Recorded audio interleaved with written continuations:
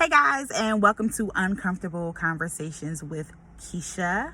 This week we are talking about, drumroll please, sex. My this earring won't let me be great today. They be playing in my face. So, why fix my earring? Let's talk about sex, baby. Let's talk about you and me. Yes, this week we are talking about sex. Before we get into this week's conversation, I want to do just a bit of housekeeping. I've made a decision to create a new Instagram account for our uncomfortable conversations. It's _comfortable conversations. So please follow me at comfortable conversations. Instagram would not let me be great and post what I wanted to post, so that's what we have. So follow me there. I've also created a YouTube channel for it. Both links are in my bio. I have made my page private again, so if you want to be able to share these videos, you have to share it from my new Instagram account or my YouTube account. Thank you very much. I appreciate it. Once again, thank you so much for the support. Thank you for sharing my videos. Thank you for liking. Thank you for the comments. I really appreciate it. This week, we are going to talk about sex. I am going to use a term that I have coined. I don't know if it's out there, but this is the term that is comfortable to me. And I'm going to use the term sex story. Sex story is your introduction to sex, not necessarily your first time, because to be honest, in most situations, your introduction to sex comes before the first time you have sex. So that is how you learned about sex, whether sex was talked about in your household, all of those things. So I'm going to start with my sex story because it's short and sweet. I was told, don't have it. Don't have it, don't get pregnant. The end, that's it, that's all. I have old school traditional Black parents, don't have sex. Was raised in the church, so there was all of the purity walks and purity. We're going to have a separate conversation with church folk about how we do all of these purity walks for these girls and do nothing for the boys. So if you're going to do all this purity stuff for these girls, make sure these Negroes is pure too. We're going to slide that over to the side, separate conversation. However, that was my PSA. So, like I said before, my sex story was quick, fast, and in a hurry. Don't have it. I actually reached out to my brother and asked my brother what was his sex story, which is funny because we're 6 years apart. We were treated so differently when it came to dating. I was not allowed to date until I was like 17 years old, not allowed to have anybody call. I mean, you want to talk about strict household, very strict household. Whereas though in fourth grade, the little girl called, ain't that so cute? It ain't. And it made me feel some type of way. I was very resentful about it. We'll also have a different uncomfortable conversation about how boys and girls are treated in households. Once again, sidebar. But when I reached out to him and asked him about his sex story, it was funny because I thought he was given more than me because he was given more leeway. And even though he was allowed to openly have relationships and openly date at whatever age it was, he was not told about sex. And we discussed like the first time that my mother learned about him having sex, which was a very hilarious story. It was also very random because we didn't have these conversations in my house. And then he told me that he remembered the first time that my mom realized that I was sexually active. And I didn't even know he was there for it. I didn't even know he remembered it. And I forgot about it myself.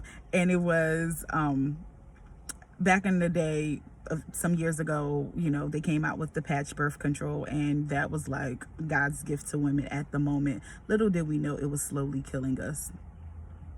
Goodness gracious. So one day my mom walks into the bathroom, and I was like getting dressed or whatever the case may be, and I had the patch on like my thigh, like my upper thigh. My mom was like, "Oh, what is that?" "It's birth control." And I walked away. And so my mom who is very, very conservative, "Okay, bye-bye." And literally, she never discussed anything about sex, being in a relationship, being in a sexual relationship. There was no follow-up to that. Like, she just let it go. So a year before then, she asked me if the gentleman that I was dating at the time, if he ever asked me for some sex. Don't ask me that. I'm the jerk child. I'm the rebellious child. I'm the a-hole child. Don't ask me questions like that, because I'm going to give you the jerkish answer I can find. So I told her, I was like, yeah, he asked me for some, so I just gave him a little. Because sex is like being pregnant. You can't have some sex. Like, either you are engaging or you are not. Be it penetration or oral, either you are engaging or you are not. Like, so once again, that probably flustered her, and she didn't have the conversation. She didn't have the words. She didn't have it. One of the things that I've learned from Eon Love Fix My Life is that parents only have to give us what they have themselves, and no one talked to her about sex. No one gave her information. So she didn't have anything to give me. And I don't think either of my parents had anything to give us, because they dated very young. They were high school sweethearts. They married young, and that was the end. That's it, and that's all. They were together. They had kids. They had sex. The end, the all. Also, you know, I think that's not the information seeking generation. So it's whatever you see is what you get. Once again, that's it, and that's all. So in today's uncomfortable conversation, we're going to talk about how to discuss sex with your partner, and what that looks like, and how to discuss what you enjoy with your partner. I think for people who are committed in a committed relationship, people who are about to be who are newlyweds, who are dating, who are looking to be married, or if you are married and you haven't had, I'm sorry guys, I'm in my car and I'm in Florida and it's hot. And you're and you've never had this conversation, perfect time. One of the things that I've talked about with my husband is, what was his sex story? What was his introduction to sex? What did that look like? What was, what was his most pleasurable experience? Obviously, he's been pleasured before me. So what did that look like? What did that feel like? How did that make you feel? Not necessarily because I was going to replicate it, but just to have that information and have that knowledge. It does take some maturity, because you are listening to a story about the person who you are in a relationship react to having sex with somebody who they're no longer in a relationship with. Put it out there.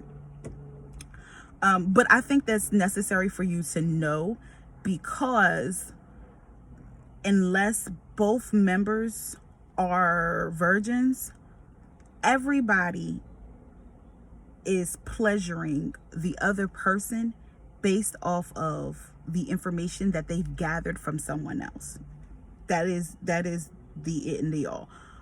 Until people get into their own sexual rhythm,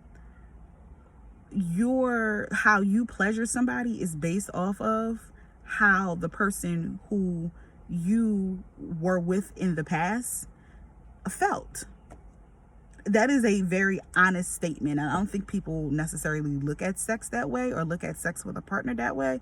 Maybe I'm weird, but that's kind of how I've viewed sex and I've come to learn sex. So until your partner learns you, until you learn your partner, literally you're trying things out based off of what somebody else from your past or what their past has learned. So, and that, it is what it is. And that's how you have to actually learn and unlearn things that one another like.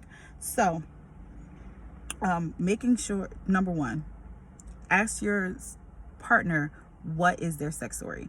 What is their introduction to sex? Was sex talked about in their family? How they felt about it? And how maybe you want to change what that looked like for your kids. My husband and I grew up in similar households. Sex was not talked about like that. We were not given the information. So we changed that for our kids. And, we are changing that for our kids. How to tell your partner what you like. That sometimes can be uncomfortable. We have seen in movies. Well, I'll just take movies. One of my favorite scenes, Waiting to Exhale, when the guy from accounting or wherever he is having sex with Layla Rashawn's character, and he thinks he is putting it down, and all of that, and she is laying on the bed, and her statement, I could have had a V8. There are people who have encountered sexual partners and that partner feels like they are doing it. And the other person is like, I want you to stop and go. How to tell someone that you care about. Please don't do that no more. How to tell someone that you care about. I don't necessarily like what you're doing. That sometimes can be that very much so can be an uncomfortable conversation. Let's say, and I want to put out this disclaimer. If you do not care about having sex with that person, if you have decided that I'm not going to have sex about that person, you may not need to have this conversation. If you are being if you feel like you're being violated, if you feel like what they're doing is physically making you uncomfortable, there's a difference between like preference and feeling like you're being physically violated, like this is going into more than a pleasure thing. Immediately say stop, no. I don't care if the person's already penetrated you. I don't care what's going on. If you feel like you're being violated, stop and no, or work. Stop, no. Because anything outside of that, we're talking about sexual assault, we're talking about rape. I'm not encouraging any of those. This is for if you are in a relationship, if you enjoy having sex with your partner and your partner so happens to be doing something that you do not like, you're not feeling, it's not bringing you pleasure, it's not bringing you satisfaction. This is our conversation. This conversation is for you. So one, be specific about what you enjoy. Be specific about what you like. That takes for you to do personal work. That takes for you to know what you like. But be specific. Hey, I kind of don't like when you do blah, blah, blah, blah, blah. Sometimes you can guide the person while you are in the moment and say, oh, can you move over to this side? Can you do it this way? Put this here, move that there. Sometimes sex is technical. It just is. Sometimes position. For those who have had a experienced love life, positions mean everything. They do. There's technicalities in sex. One position will throw everything off. One position will put everything back in. It is what it is. So asking, hey, can you move this way? Hey, can you slide that way? Can you put that here? Be specific about what you want, but be polite about it. Like, if this is the person that you care about, be polite about it. I know it's the funny thing to be like, don't do that. You don't want to do that during sex, because you don't want anyone to do that to you. Like, I'm talking about people who are having mature conversations, not about people just being rude. Like, if you care about that person and if you care to have sex with that person again, don't be rude to them. Also, exploring ways of having sex together.